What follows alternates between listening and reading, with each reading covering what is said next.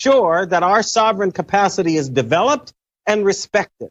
They are now using all this gender junk. You're right. Everything is about keeping us from ever stepping into that most basic authority. Well, they're destroying it. They're denying it. They're taking it away completely. Wisconsin, I read a story where they're actually practicing deception. They're telling parents, they're not telling parents that their children are going to school and being encouraged first and then aided and abetted in adopting a different gender identity that they never tell the parents about. Imagine that.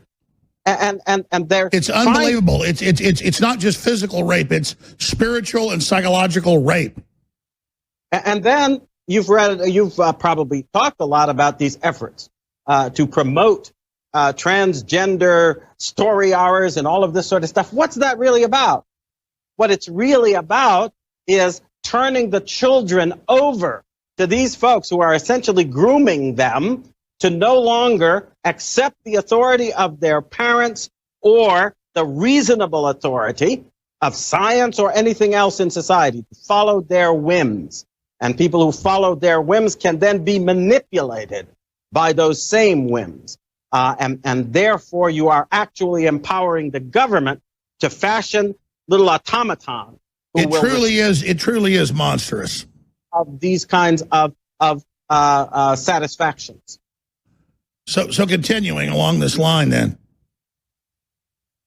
Well, you see, I think that when you allow that to happen, you're essentially grooming future generations, not only to be the playthings of people of power. That, I think, is obviously true, and it's part of the crisis, the moral crisis that generates so much indignation about all of this.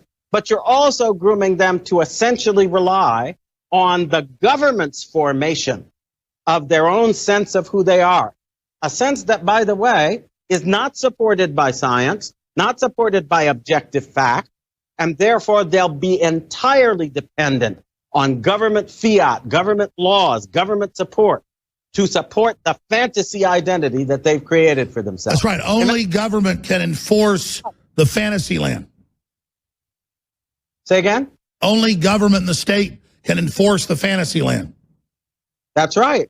And once you put them in that position, they become entirely dependent on government for the fundamental sense of their own worth. Who came up, Dr. Keys, with